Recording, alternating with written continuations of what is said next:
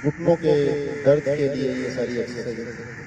जिनको घुटनों के मसाइल हैं, घुटनों में पेन रहते हैं या घुटनों में थकावट रहती है या टांगें थक जाती हैं, जो लोग ज़्यादा टांगें लटका के बैठते हैं, ब्लड फ्लो अगर पैरों में स्लो रहता है तो उसके लिए बड़ी अच्छी एक्सरसाइज है।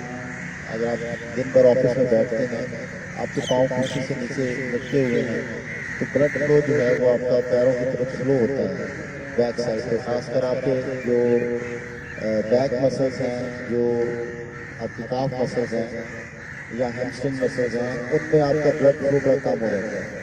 तो ये एक्सरसाइज करने से आपके जो टांगों की खासकर बैक साइड है उसके ब्लड फ्लो को बहुत बेहतरी होती है।